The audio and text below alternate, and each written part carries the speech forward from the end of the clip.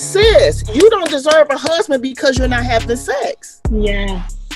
Your desire or your dedication to the Father regarding your temple is just that.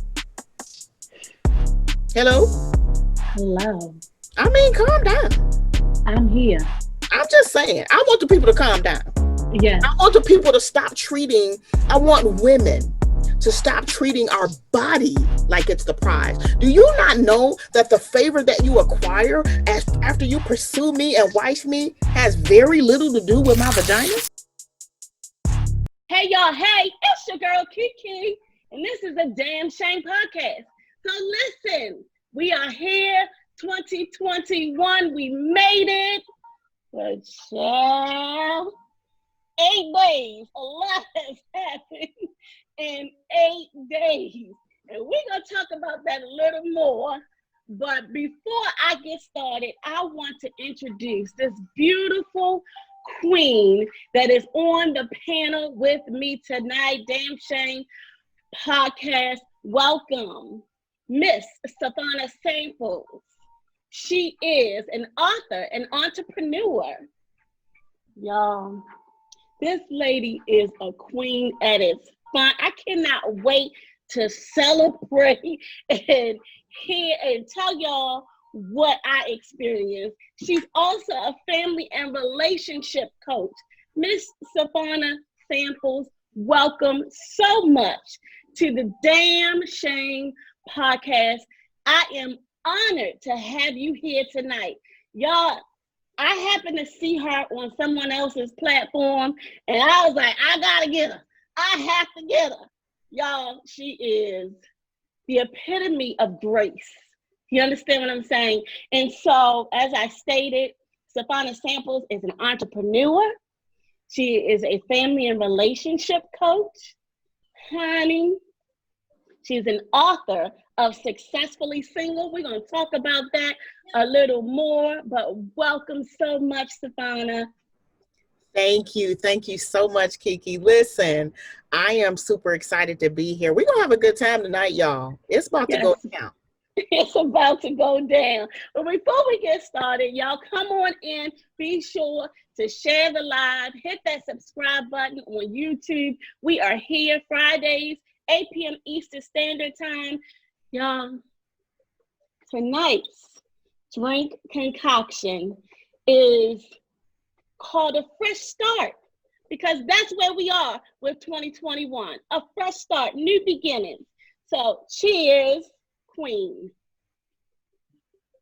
Let me tell y'all something. I've been really sitting on pins and needles all since what happened in DC. I am just a stone's throw away from the Washington Capitol, the U.S. Capitol, right? And I've had so many emotions tied to what I've been seeing on the TV. And I would be remiss if I didn't use my platform to talk about what we have experienced. Y'all, it's a damn shame. Let me just say this. If we even thought about getting close to the wall, to even touch the wall, we would have been laid down on sight. Yeah. And so I had to wonder, where were the snipers? Where were the snipers? You know, it's so many questions, y'all. And I'm going to be fully transparent. Yesterday, I had rage, I had tears, and I just had to stop and center myself and say, God, what is this? What is this? Why are we as Black people treated so unfair and so different from these people, the other side? And I just don't understand it. It's like, yesterday was blatant dead smack in your face. It was in your face. And now I want people to deal with it. The powers that be need to deal with it. We cannot ignore what, we've always known to be true. You know, what's really interesting I'm so glad you brought it up. And I think it's really, really responsible of you to use your platform to, Absolutely. if nothing else, to share your heart and Yes. how yesterday impacted you. So Yes. kudos to you. Yeah. I know I'm not the only one that feels the sentiments that I just expressed. I know I'm not. Absolutely not. I know, I'm not a person that generally watches a lot of news, and because for me, what's really, really important, because of what I do in dealing with people and relationships, I already take in a lot. Yes. And so I'm very, very mindful, and I'm an empath. So I have to be very mindful of what I take in. However, like you said, everyone, the world was literally forced to look at everything. And so I think the thing that was most impactful to me, it wasn't the obvious things, like we know that there was a difference. We know that we couldn't have even said if we would have said capital, like we couldn't have even said capital. You like, couldn't even spell it. Right. We couldn't sign capital. Like it just wouldn't have been a thing.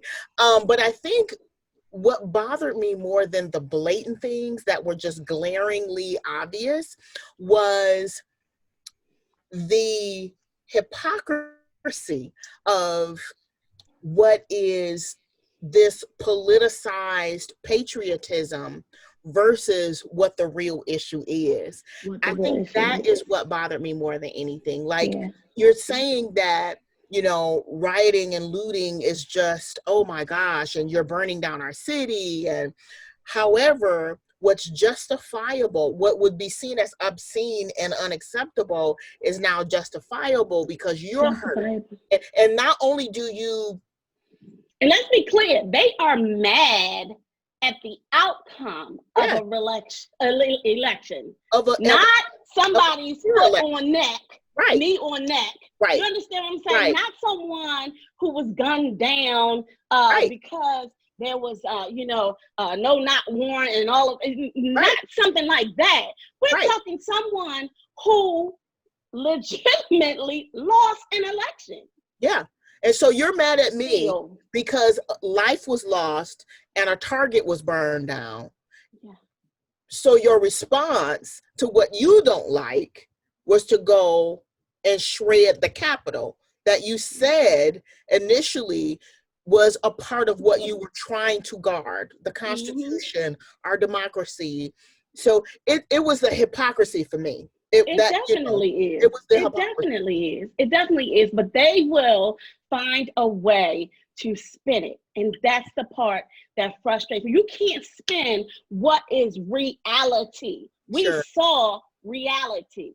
I just would be remiss if I did not spend a moment talking about it tonight. Y'all, it's a damn shame. Get in those comments. But while y'all in those comments, let me tell y'all, this podcast started out with Kiki and E. E's daughter is attending a school down south. She flew back yesterday. She was one of two. There were two Black people on the plane, and there were a seat. It was full. Every seat, that middle seat, empty seat, that was enough. Every seat was full of the Stop the Steal supporters. They had their the Red Make America Great. They had all of this stuff on, y'all. She sent video footage, and it's out there now on Twitter. It is like going viral. I mean, they were singing the national anthem, and this is while in flight, singing.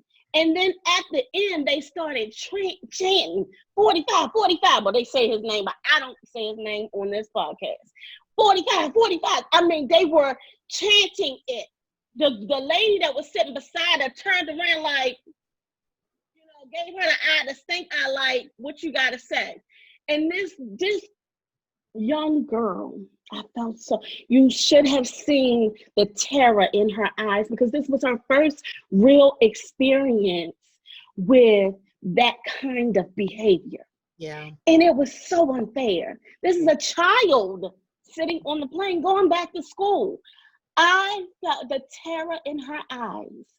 it just brought me to tears. I mean, I called every prayer warrior, everybody that knew somebody that could send a prayer through. We had to pray until that plane left. And then I was told that, somebody on CNN said that they stopped the alcohol serving on the planes because of the rowdiness. Sure. Well, they were in rare form. And let me tell you, they're saying that a lot of them are still here. So we don't know what this inauguration is going to look like.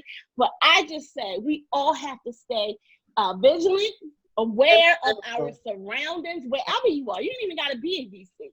Yeah. Wherever you are, because there's this sense of entitlement, privilege that they have, and they will stop at nothing to make us an example of it. And I just can't go for that. I cannot.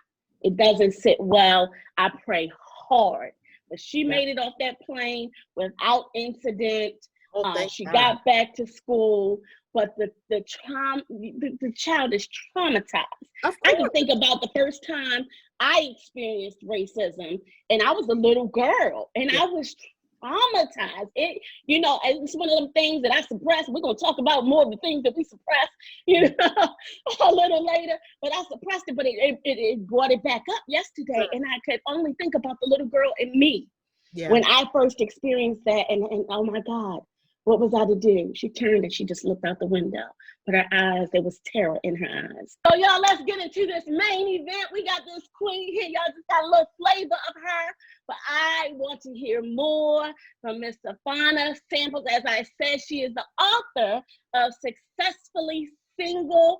And Kiki started the year off, ended 2021 single, and started ended 2020 single, and now it's starting 2021 single.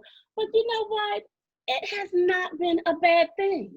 It really hasn't. But I want to now talk about those who need to or are struggling with accepting their singleness. Mm-hmm. I'll turn it over to you. I thank you so much. I think you're absolutely right. First of all, it's not a bad word. It's not a bad status. It's not a bad station in life to be single. There is a difference between being single and content, being single and discontent, being single and disgruntled, being single and disillusioned, and being there's so many different variations on how you live your single life. And what does that, I'm sorry, what does that term successfully single mean?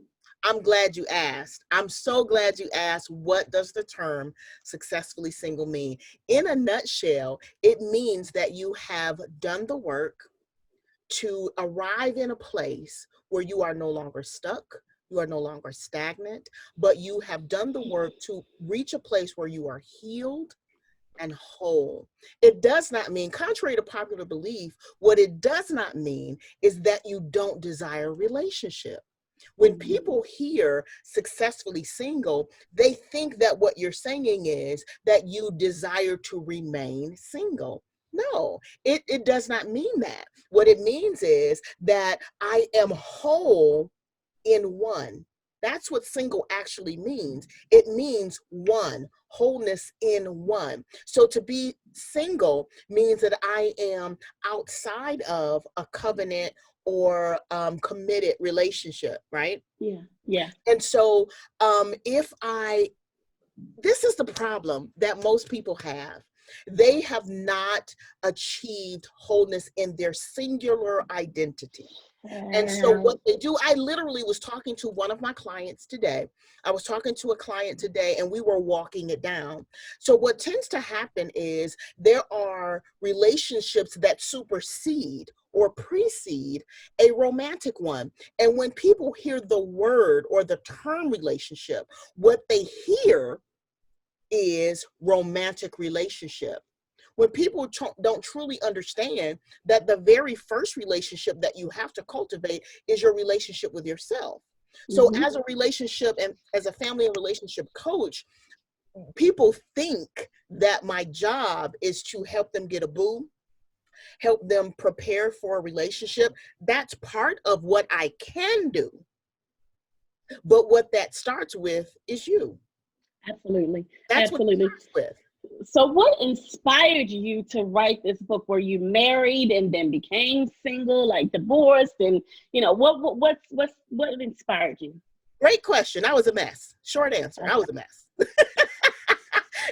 Just like so many people, right? So Yes.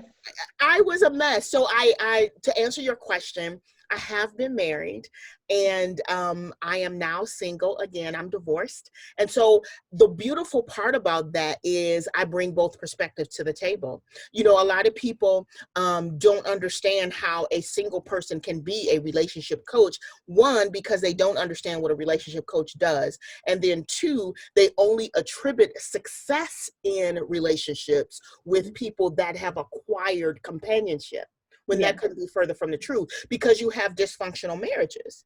You have people that are unhappy in relationships. That's Yes. why I have a job. Yes.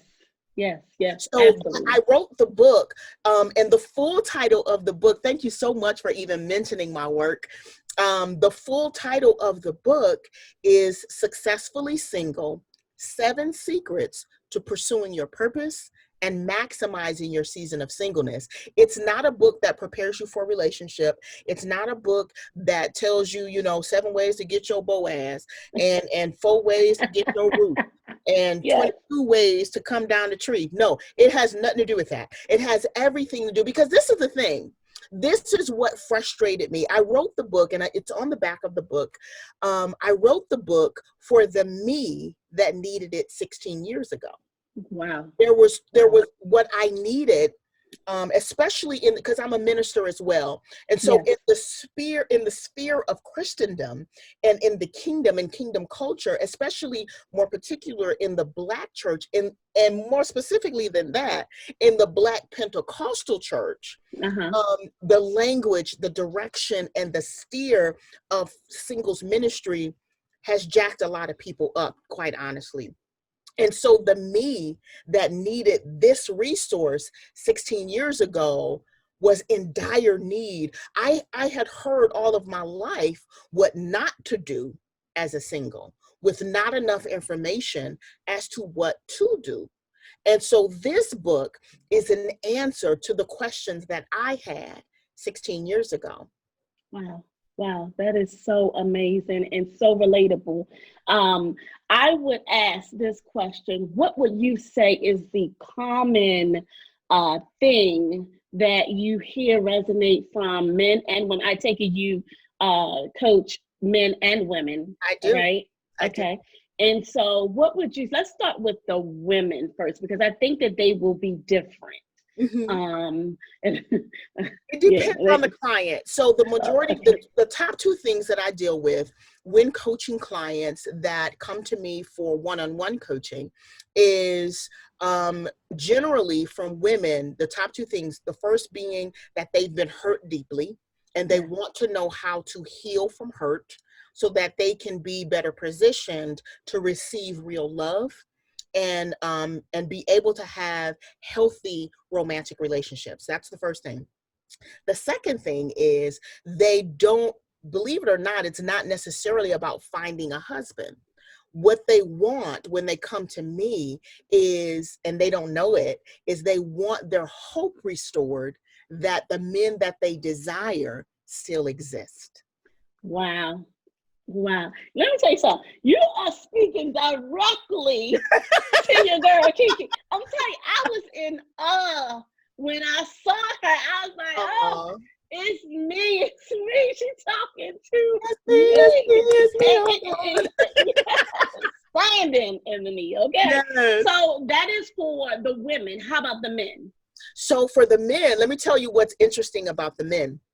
When men come to me for coaching, what they're looking for, the top 2 things that men are looking for when they come to me for one-on-one coaching, is how to overcome what they never learned.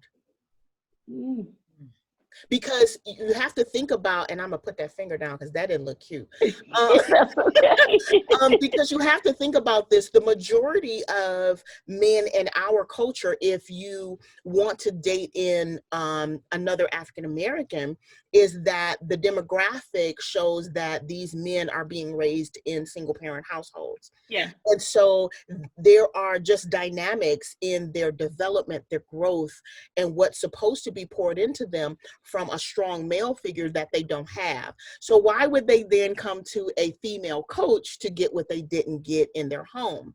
A lot of the dysfunction and the toxicity that they experience that shape their perspective about relationship, that change their interaction with women, is unhealthy because of that dynamic. Yeah. And so what they come to me for is for a lot of that to be unraveled, to be processed, so that they can get unstuck. Yes. Yes. That's Yes. the Yes. that's the main thing. The second thing that they want is they want the ability to relate well with women as it relates to the dating process. Because just like you can't ask a woman what a man, what a man wants, you can't ask, I'm sorry, let me say that again. Just like a woman can't ask another woman what a man wants. Yeah. A man can't ask another man what a woman wants. So a lot of my male clients will come to me because they need a healthy, non-toxic, healed, whole, faith-filled expression, interaction, and engagement with a woman that they can trust. Yes. One that isn't biased. Yes, and that Yes. that that that doesn't have a romantic edge, and that does not Absolutely. have an angle. So they feel Absolutely. they need a safe space to open, display, unravel, and process their heart so that it can be mended and they can pursue healthy romantic relationships. And so that's what I do. So let me just dive into the individual first, not even talking about the relationship, because Sure. there's a lot of self work that we need to do. My And God. it's all both men and women. Yes. And so I think that for me, it starts with really, looking at and being true to what I really experienced today. And as we peel back the layers, it begins to reveal things that we experienced growing up. Mm-hmm.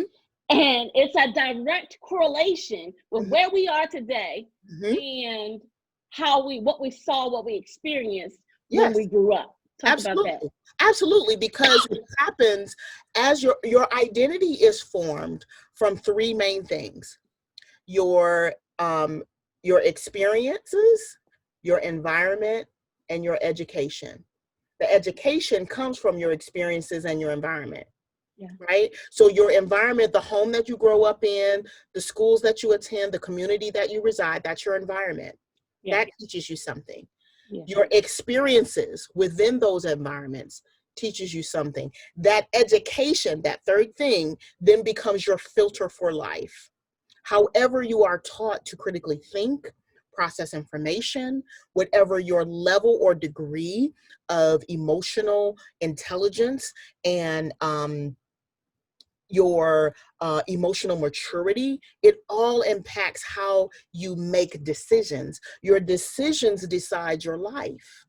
Absolutely. How I make decisions determines what I continue to experience. So if that is coming from a damaged place, then I can only at best minimize the further damage, right? Yeah. So what the beauty of being able to coach someone is to be able to help them to identify what those things are, unravel them and process them so that you can open up to heal, and then make whatever adjustments, provide processes, resources, strategies, and tools so that you can, from that point, begin to make what? Different decisions. Once you begin to make different decisions, you determine a different outcome. Yeah. Yeah. But if people, which is why I don't get offended when people say, I saw a post on social media a couple weeks ago, and someone said, I just can't understand how come I see all these single relationship coaches. And I chuckled. I didn't get offended because I understand who I am. I understand what I do. Most people literally do not know what a relationship coach does because, again, what they attribute relationships to is you're trying to prepare me for a relationship. They don't understand the full gamut of what a relationship coach like me does. And let me piggyback on that. Those that are in relationships, and you said this earlier, that whether it be a marriage or a long-term relationship, they think somehow that they have made it. I've arrived because Yes. my relationship has sustained, my marriage has sustained. But if it's built on toxic behaviors, things that have not been properly dealt with, what are we really doing here? Which What are is we why really you have, doing here? yeah, which is why you have relationships that last for 12, 13, 14, 17, 19 years. And then all of a sudden, there's this implosion because core things that should have been dealt with while you were a single that you could have then healthily taken into a relationship dynamic were never dealt with. And that does not mean that wholeness does not mean perfect. Wholeness does not mean without issue. Yeah. Wholeness doesn't mean that. And that's another myth or misconception about doing the work. That's another myth or misconception about what the power of proper coaching does for you. It does not mean that a coach is attempting or even suggesting that you come to a relationship perfect. That's not what that means. What that means is that you can show up in the world as your best self. You can be whole. You can be healed. You can, and you can live from that place. But if you've never seen it, and if you've never experienced it, you don't believe it. Because all you've ever experienced is trauma, hurt, and turmoil. So when someone presents something to you, the first thing you respond with is doubt. The first thing you respond with is your own personal experience. Again, that's the filter through which we see life. Or they feel that they aren't worthy. Like, I'm not worthy. Like, this is That's a a trauma bit too response. much. It's It's a trauma response. Mm-hmm. And unworthiness is usually tied to some rejection. Yeah. Rejection and neglect. Ooh, honey, I hope the Damn Shame community is benefiting from this conversation, because not only does it, we're talking about singleness and relationship, but it impacts not beyond platonic, the male-female relationship, or but it is in our work. It manifests in every area, every relationship that we have with anybody that we come across. Literally. So let's dig deep into that whole thing about you talking about healing from the hurt. Because I'm going to tell you, in full transparency, I have experienced some hurt. Sure. And so where I like to say, I am successful in so many areas of my life. I have this drive to always put my best self, put my all into everything. Trying to be the first to graduate from college in my family, as an engineer, physics major, something that was very difficult for Black people to do. I mastered that. Being holding high positions in various jobs, private sector and government sector jobs that I've had. I tried to be successful, but when it came to that marriage, and you talked about you might be a little, older than me. I'm 45, I'll be 46 in a couple of days. Okay, Black don't crack. But listen, I married young, and I married my high school sweetheart, and so I didn't know a lot about what I needed to know and what it took to, sustain a marriage, if you will. And aside from that, I felt like I'm a failure because that didn't last. That didn't work. Here it is. I'm so successful. And so, the drive is, to be at the top of my game in every area of my life. But in this relationship thing, this word? Why can't I make it, the marriage? Okay, I understand that. I've been through counseling. I understand the faults and the flaws that I have. Not even, my ex-husband, but I got to take introspective, Sure. look deep down in who Kiki really is. You know what I mean? And so this hurt that even after that divorce, the hurt that I experienced in relationships, I don't understand this concept of dealing with the hurt, and why do I mourn these toxic relationships that I know without a shadow of a doubt that was something to grow me, stretch me. I had to experience it in life. God, every time I meet somebody, I'm like, all right, God, what am I supposed to learn from this? Mm-hmm. And so I know that there was a purpose, and he revealed the purpose, but yet I still tend to mourn the hurt. But who told you that mourning the loss of the experience, the time, the talent, the treasure, who told you that that was bad? Where did you get the narrative It's that that wasn't bad when I put the wall up to say I'm not going to allow that to happen. So the mourning and the response to the mourning are two separate things. Mm-hmm. You can have one without the outcome being the other. I talk about that in chapter 2 of my book. I talk about that. I talk about cycles and what they indicate. The title of the chapter is called Purpose Beyond My Pain. And honestly, here's the thing. It's a short chapter. It's a very short chapter, but it's an impactful chapter. And without a shadow of a doubt, literally, the people that purchase my book get stuck at chapter 2. Not stuck in the sense that they can't complete the book, but it's very arresting. It's very arresting. And so I have an answer for that we'll be able to talk about a little bit later. But the purpose beyond the pain chapter is to help people to literally process things like that. And what I do in the chapter is I take what the enemy, because I am a minister, that's my filter. I take what the enemy intends to do with the pain. I expose it so that you can learn what you're supposed to learn from it and not be detached from the purpose.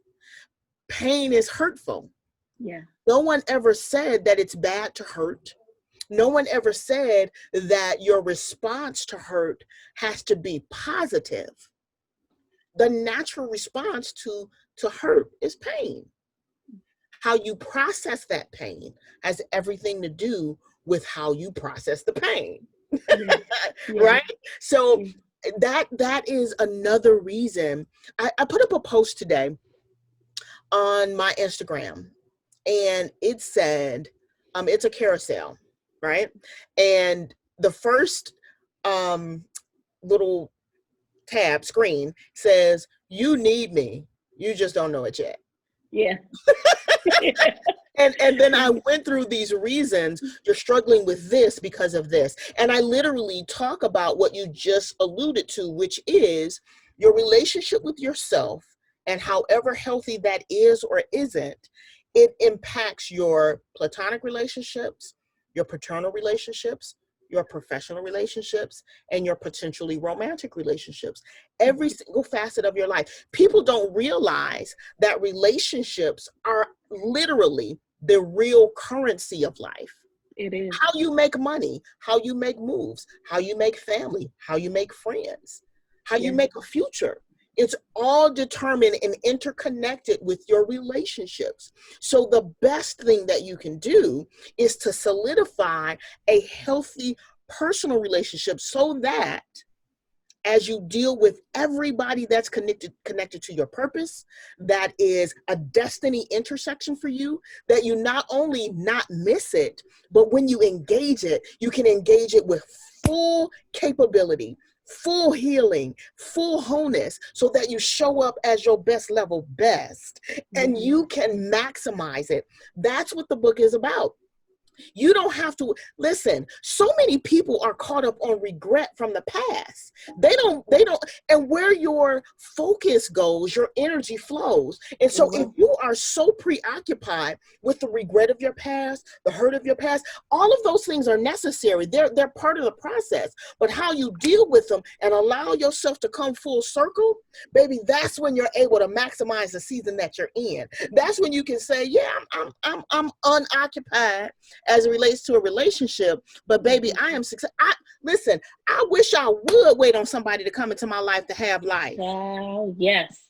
That's what I'm That's talking why about. so many people can't eat by themselves. They can't go to the movies by themselves. They can't go on a walk by themselves. They can't experience life alone. You know how many people are afraid to simply go to the movies alone? It's an identity issue that stems from another issue that was never dealt with, never arrested, removed, and healed so that they could show up now. Baby, if you can't enjoy your own presence, why would you expect for somebody else to want to be with you? You don't even want to. That's why I love you. That's why I love you. It's true. It's true. Sense. Make it make sense. If you can't, I had a client when she first started with me. She thought she was an introvert. She wasn't, and I knew she wasn't. When I assessed her, I knew she wasn't an introvert. What it was she had never had true identity. Because she had trauma that it hurt too bad to process it because she was trying to process it alone. Remove the personal pressure of feeling like you have to fight it and do it by yourself. So when we began to work together, she discovered she wasn't an introvert. She wasn't a person that couldn't stand to be in the company of people too long. She just had never healed her. And so she told me when we first started working together, one of our process points where we reassessed was, I said, one of our process points is you're going to be able to enjoy 2 events alone. And you're going to be comfortable. You're not going to be anxious. You're not going to feel as if you're going to cave. You're not going to feel like you need to recharge. And I know that there are real introverts. Don't get me wrong. I'm not diminishing that. But that wasn't the case for her. She initially said, I could not even fathom going out to eat or to the movies by myself. I love it. We're going to work on that. And we did. She went through my one-on-one coaching program. And baby, by the time we got done, her final, let me tell you what her final exam was. What? She went to a live concert by her own oneself. Yes. And baby, she sent me video. The best time of your life. Listen, she had a blast. Yes. I can scream and sing as loud as I want. I done seen Beyonce by myself. Yes. I have enjoyed myself because I know that as I begin to peel back the layer, and it ain't an easy process. Right. It takes time. It really takes time. But I see so many people around me that feel that they can't move without a man there. And a man that could be a piece of shit, excuse my language, a piece of crap. But they just are okay with, as long as he my piece of crap for the time that he with me. Because when he ain't with me, Lord knows what he doing. Sliding in your girl's DM, you know what I mean? And I'm like, wait a minute, come on now. That's it, but that's an identity issue. It's an identity issue. If you don't know who you are, you don't know what you're worth. And you don't know what you deserve. If you don't know who you are, you don't know what your worth is, you don't know what you deserve, and you therefore you don't even know what you desire. Do you know how many women can't even identify what they actually want in a companion? When I ask, what is it that you want? I don't know. I mean, that's usually the first thing. I mean, I don't know. I mean, you just gotta have a job, and so everything begins to get diminished the more that we converse, and so, but when that identity is dealt with and has the ability to be impacted with process and healing and wholeness, baby, the things that you won't tolerate what you used to tolerate when you didn't know who you were and didn't know what you were worth. I have had, because I've been engaged since my divorce. I've been divorced almost 17 years. I'm a little bit older than you, Okay. just a little bit, child. And I have been divorced a long time. And for quite a few years, I wasn't even on the market anymore because there Yeah. was some work that I identified that I needed to do.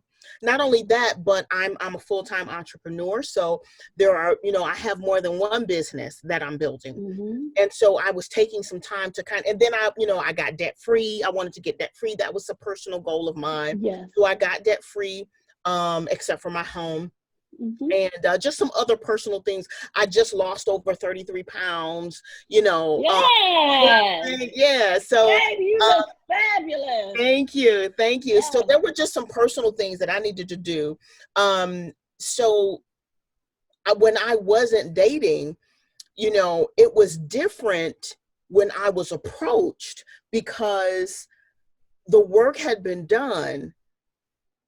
Prior to that, whatever approach I got, I entertained at least a little bit, because it was, when you don't know who you are and know what you're worth and know even what you desire, you will accept whatever attention you get. And so there was a season in my life where I did that. It's because for me, the excuse or the justification was, well, child, at least it's based on the phone. Mm-hmm. If you don't know who you are and you're discontent with your life, excuse me, if your phone is dry, you take that personally. Mm-hmm. You feel as if it is a personal assault on who you are, your value, your worth. Don't nobody want me. That's what you that's your But that's the internal dialogue. Don't nobody yeah. want me. And so then, because you don't know your real value and your real worth, you begin to ascribe your value and your worth to the external. So that's when people begin to feel that hole in that void with success, with clothing, and I'm an advocate for surgery. I ain't mad at nobody that get whatever they need to do, baby. Do what you do, you. Because Yes. hey, don't question me Hey. about nothing. Huh? Uh, I'm just saying. But you begin to fill those holes. That's why you see some people that fill it with a lot of labels. They Mm-hmm. wear their worth. You see a lot of people, and there's nothing wrong with liking wonderful things. I love beautiful things. Yeah. But I don't have to have a whole lot of different things because my value and my worth is not in anything external, not even my body. Yeah. And Yeah. it's all right. It's good. Hello. But I love. but the thing is, because I know who I am, I know what I deserve and desire. I am not even tempted a little bit to not only give my time, but my talent, my treasure, my attention. My purpose is more important than you ringing my phone. Yes. Yes, Because guess ma'am. what? Purpose is ringing my phone like this. And, So, and but we have to be mindful, because what tends to happen with a lot of women that have not been healed and that are not whole and that have not been coached well is we substitute substance in healing and wholeness with success. That's a trap. It's a very, very real trap. it's definitely a trap, and we can't allow. We gotta see the difference. Yeah. And that takes some really authentic turning the mirror and looking in it and seeing Well, you you for need real yourself. strategy. You need real Yes. strategy. Like, you need real strategy. And again, that's what I do. That's what I Yeah. provide. Yeah. Um, it's not enough to know what you need, or know that you need something. I'll put it that way. And, It's not enough to know that you need something. It's not enough. You yeah. have to be given a roadmap to where it is that you're trying to go. And good coaching does that. And literally, what I'm able to do with my clients is I'm able to take the time and drastically reduce it. One, because I've walked through these same stuff. Yeah. And two, I've actually done the work as a coach to be able to help you. Absolutely. So, how do you forgive someone that has not said I'm sorry yet, or not even know that they are sorry, should be sorry? You How have do to you do that? you have to understand, number one, that the forgiveness is not about them. Yeah. What we do is we make the forgiveness about the person acknowledging what they did. And so that's what holds people hostage. They're waiting for acknowledgement, and they're waiting for in the acknowledgement, they're looking for, what's the word I'm looking for? They're looking for the person to be sorry. They're looking for they're looking for an emotion attached to awareness and acknowledgement that will release you or that will cause you to feel better. You can't wait on anybody else to make you feel better or give you permission to be free enough to feel better. That's no one's responsibility. The hurt is their fault, but the healing is your responsibility. Yes. I'm gonna say that again for the people that really in the back. Yeah. That it may very well be possible that a person has damaged, has hurt, and wounded you to your core. The hurt is their fault, but the healing is absolutely your responsibility. It is no one else's job to give you permission to forgive so that you free yourself. That is solely within your power, your authority, and your ability to do. If you don't know how to do that, partner with somebody that can walk with you through it. A good coach. A good coach. A good coach. And you got to be ready to it. Like, get your mind set for when you do make that phone call, because you're going to peel back some stuff. You're going to reveal some stuff. And this is for women and men. Damn shamers, the men that are out there. Yo, we got to put in the work. But the beauty of partnership is you're putting in the work and you're not doing it alone. That's what's so scary for a lot of people. They see the daunting task of wholeness or the work as something that they have to do alone. You don't have to ever do the work alone. You have to have the right partnership in place for your process. I'm going to say that one more time. Come on. You don't ever have to do the work alone. You don't ever have to do the work alone. You have to have the right partnership in place for your process. Yeah. That is so deep. So deep. Go ahead, producer lady. No, I just wanted to say some of the comments. I'm sitting here. I barely can speak. I really can't. This is amazing. This is such a good conversation. But I just wanted to share some of the comments, and I thought this was a good break to do so. Lifecast podcast is saying, "Good evening, ladies. Hope you both are well. You're speaking facts of life. Love it. Perfectly said." Miss Short and Cute is saying PSTD is real. There's so many people saying thank you for this thank you for this conversation. The winning circles, fire emojis, like 5 of them. FYO podcast, so true, been there. There's so many people that are thanking you guys for this conversation. I can't even go on and on and on. And somebody put in the chat, the hurt is their fault, but the healing is your responsibility. My. And I'll leave it at that. Thank you, ladies. Yeah. For those that don't know, producer lady is my prayer partner as well.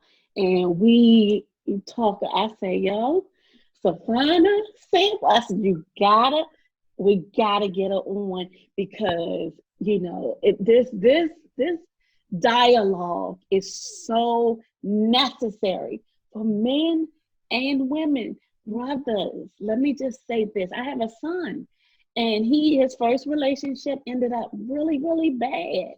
Really bad. But I said, son, you cannot stay stuck. Let me just say this. I encourage coaching and therapy and mental health therapy. But I know the very first time producer lady is, come on, Kiki, you gotta do this. You gotta go.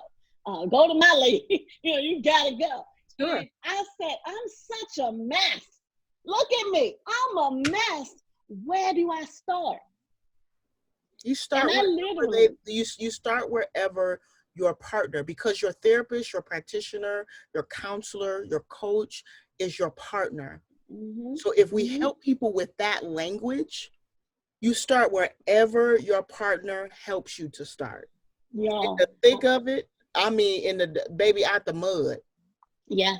Because I was telling you, I don't know if you know, but Part of my testimony is that I've been to prison. And I know that what's interesting about my testimony is people very rarely believe me. So when I tell people I've been to prison, they be like, no, you haven't. And that's because I don't look like smoke, right? I robbed a bank. And the beauty of what I've gone through is there is nothing that shocks me. Yeah. There's nothing that shocks me. Yeah. And not only that, but people started saying, you know, you're an endurance expert. Like there isn't too much you haven't experienced, right? When you get into the trenches with somebody that's been in the trenches, they're not afraid. They have the stamina to go the distance with you. You can't get coaching in 90 days and expect for your life to turn around. It is a journey. And so that partnership is extremely critical. Who you partner with in your emotional, relational stability, healing, and wholeness is critical.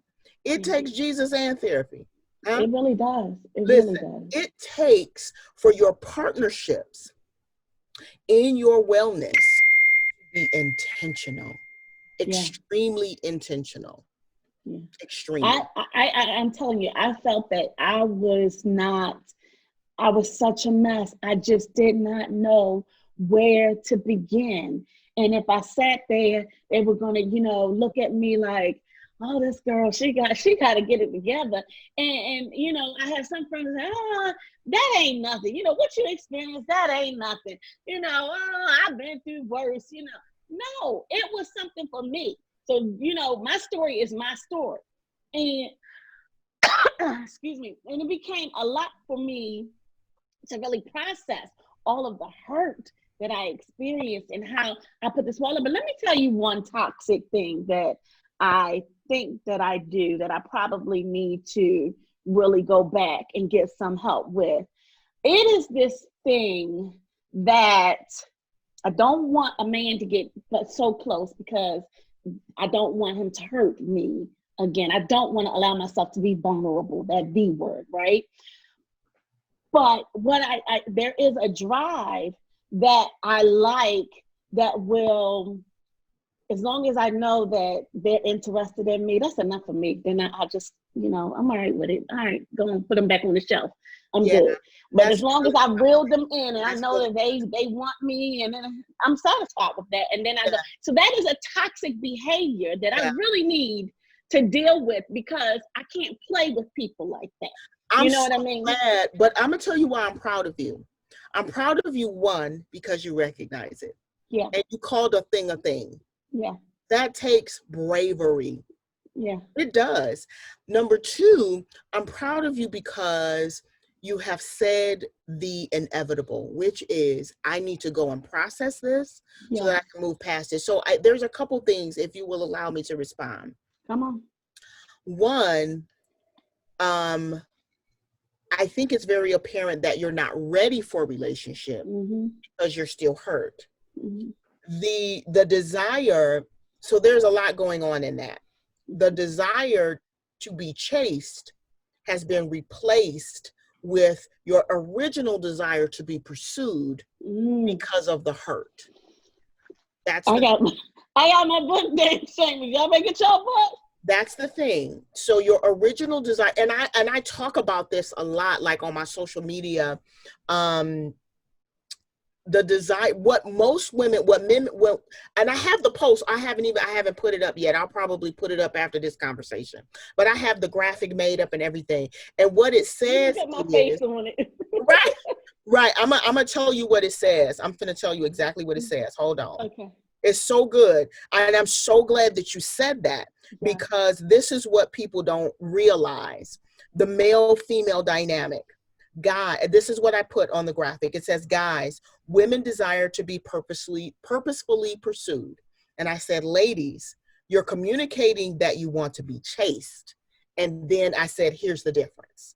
So what women believe that they desire is pursuit. But how they communicate that is in provoking a man to chase them. And what that is as a result of is trauma, hurt, rejection, other levels and areas of toxicity. Yeah. And so the original desire, which is great, has been perverted. Yeah. And perversion, all perversion is taking something that was right and then turning it into something wrong. Because honestly, most women think they want to be pursued. They do not. Mm-hmm. And I know it to be true because they sit in my counsel. And first, you have to help a woman to understand that what it is she wants from a guy, her expectations, all say chase. So how that manifests is in games, all kinds of hurdles and leaps. Because what you're really doing, what you're honestly doing, is you're causing him, or you're making him, or you want him to feed your hurt. So you're making him pay for what he didn't do. You're making him pay for what the last guy did. Child, you are in your bag now. You're going to pay for what he did. So you're going to prove to me when all along you don't even have no one to, you may not even like him. He's not even your type.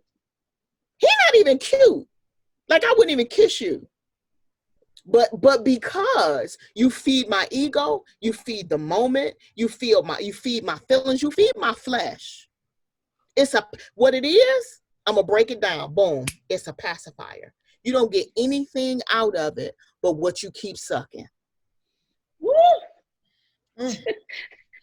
I gotta chime in for 1 second. There's so many people in the chat that want to know the name of the book. Oh, the name of the book. The name of the book is Successfully Single: 7 Secrets to Pursuing Your Purpose and Maximizing Your Season of Singleness. And listen, I told you, Kiki, that I have a surprise for your podcast listeners. The damn shameless. Yes, I want them to go to successfullysinglebook.com. successfullysinglebook.com. And if you put in the code damn shame, you're going to get free shipping. Yes. Come on, y'all. You're going to get free shipping. Not only that, but you definitely want to get on my email mailing list. If you scroll down to the bottom, you'll see a maximized mailing list. And listen, we've got some amazing stuff dropping. You can also book a success call with me.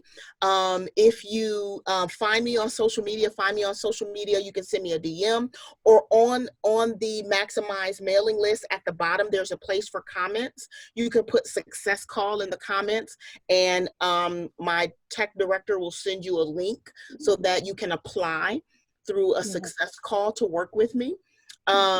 But you want to get on that mailing list because we're getting ready to drop some stuff. I told Kiki I might share some stuff. I told her I might share some stuff, but I don't know.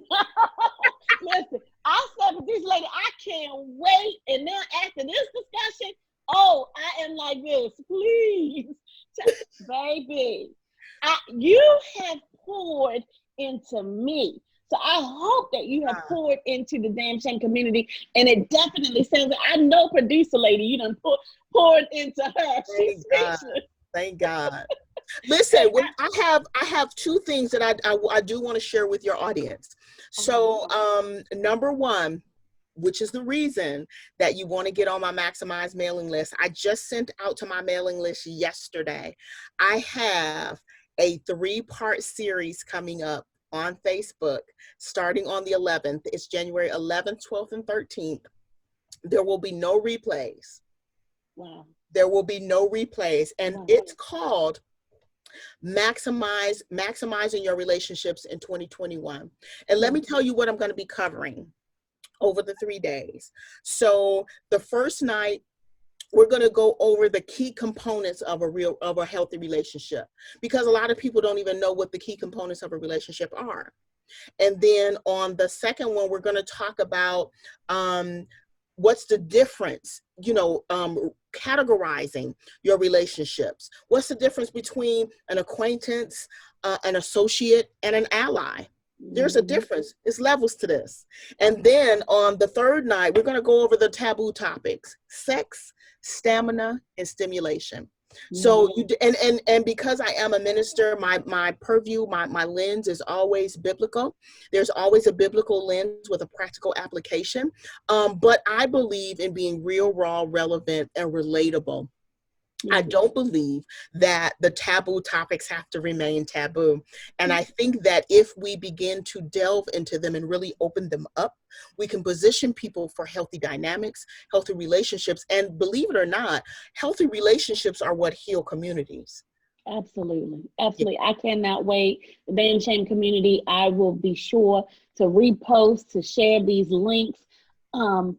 It's going to be valuable information. I know that me and my team will be the first to sign up from the Damn Shame community because, baby, I need this. But you brought about sex and taboo and all of that.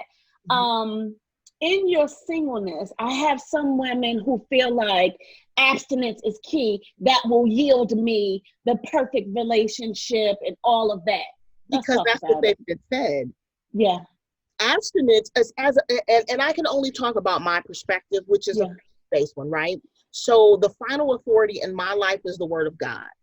God's standard has nothing to do with what I prefer, what I feel like I want, desire and deserve, all that good stuff I just said.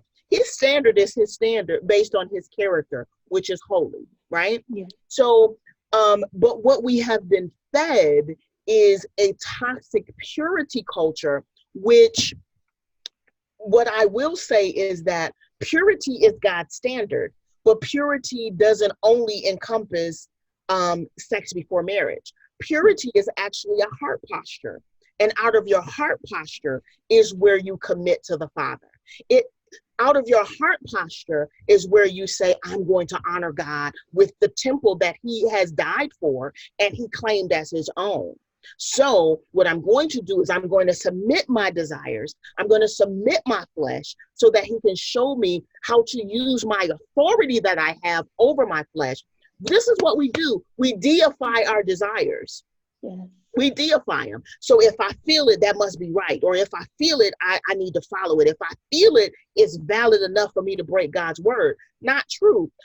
On the flip, though, your abstinence does not guarantee you a man. It doesn't guarantee you a good man. It does not guarantee you good sex after you have abstained. All of that has to be learned, cultivated, developed, discussed. Yeah. How do I know what you like if we don't talk about it? Ain't no surprises over here. Let me tell you something. I'm gonna tell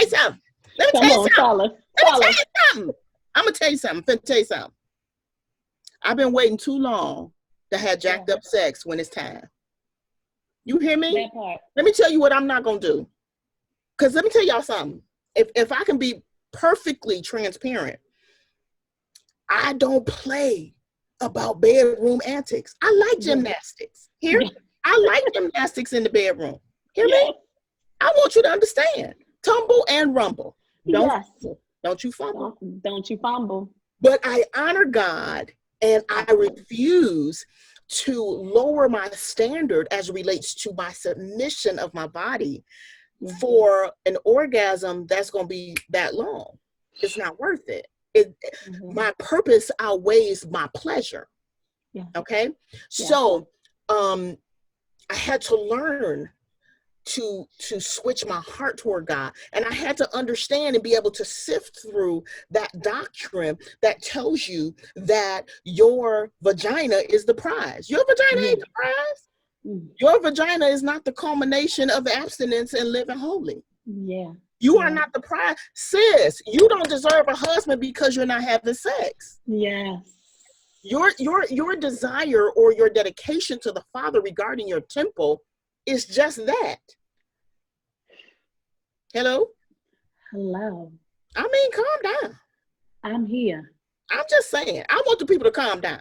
Yeah. I want the people to stop treating, I want women to stop treating our body like it's the prize. Do you not know that the favor that you acquire after you pursue me and wife me has very little to do with my vagina?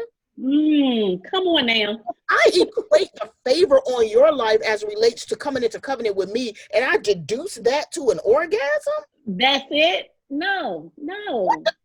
You mean to tell me I had this all wrong? All I had to do was hold the nana? What the world? No. What was I cultivating my prayer life for? What was I cultivating my word life for? Why was I raising a young man of valor? Why was I learning to steward my finances? Why was I learning to pray and war in the spirit? Why? To give you an orgasm? Boy, And then we have that level of disappointment when you feel like, damn, I did all of this. And this and is you whack. And this is whack. And we whack. And we whack together. We the whacks. We the whackers. We whack. Ain't nobody got time for that. Let me tell you something. If I'm going to experience God's best in one area, the word of God declares to me that that I would be whole and entire, lacking nothing. Yeah. So if I'm going to have that in my finances, my faith, my fitness, my family, you mean to tell me? Yeah. So you mean to tell me you're going to wait and deduce all of your everything into your sexuality, your sensuality? That's counter kingdom. Yeah. You're deducing the benefit of covenant to sensuality, to a fleshly thing. Mind you, it's a God thing. It's a wonderful thing. I miss it. Huh? Yeah. And I'm excited about the day. Okay. When it's coming. I mean, listen, I ain't going to be mad. Yeah. Be ready. But, which is, again, that's the reason I wrote the book. Yeah. You cannot spend you miss the present. You miss the ability to maximize the season of your life when all you're thinking about is whatever's behind you or whatever's in front of you. What you doing with your now?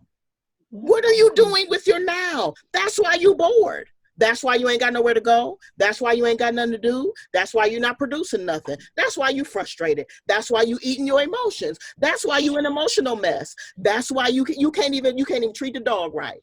You mad at your kids. You cussing your kids out. You treat your kids bold. You can't clean your house. Because if the pandemic didn't show us nothing else, the time that we said we needed to do the stuff, that wasn't the issue.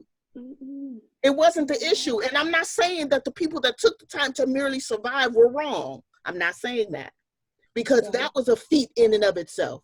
Maintaining your mental stability and being able to stay healthy mentally was a feat in 2020. Yeah. However, if you maximize this season of your life, your purpose will push you past where you are now. I promise you. I'm telling you what I know. I'm telling you what you know that I know that you know. Which is why I tell people, I can help you go from stuck to successful, and successful is relevant. It's not about a dollar amount. It's not about a social status. It's not about those things. It's about a sense of wholeness in yourself. I want you to understand. And I want it. And you can have it. I want it. And I want everybody that's listening to this to have it as well. Whether you married, whether you single, in whatever level of relationship you have, man, female, whatever. I want all of us to be successful as we carry on through 2021. It was so critical to have you here to give us this level of detail and knowledge and I thank you for sharing this. I thank you because we so need it. We really, really do. I know I need it. Any more comments, producer lady? Where do I start? It's a lot. It's a lot.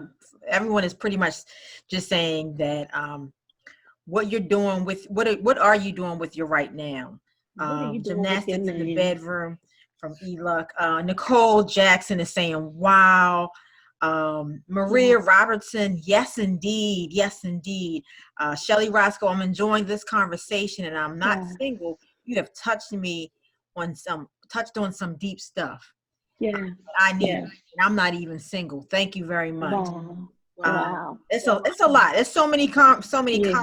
comments. This has just been an outstanding show. It's just been an Outstanding. show. My final question to I have a you. lot of married women that actually buy my book and read my book, believe it or not, because it goes back to healing the individual. Just because you're married doesn't mean that the individual doesn't need ministry. Yeah. Yeah. I'm sorry. But my final question is, do you think that there's a shortage of good men and good women? Absolutely not. I agree. Absolutely not. I know several amazing men. Several of them are my friends, my brothers. I know some amazing men. And that's another thing. When you heal, you shift your circle. Absolutely. You have to. Remember, we It's talked necessary. about environment, experience, education. Your Education. environment is filled with men that you don't trust and that you don't see as worthy or good. Okay, so each week we spotlight Black-owned businesses, and I know that you talked about your book and all of that. Can you tell them how to get the book and how to get in touch with you? Absolutely. They can follow me on all social media platforms. I am on Facebook and Instagram as Safana Samples. Please follow me there. If you want to book a success call to apply to work with me one-on-one, you can DM me there. Or you can go to successfullysinglebook.com and you can purchase the book there. It's at the top of the page. And if you scroll down just a bit, you can be added to my email list, the Maximize mailing list. And in the comments, if you desire to work with me one-on-one, you can put in success call there as well. And I would love to see if we are a good fit to partner through your process. I love it.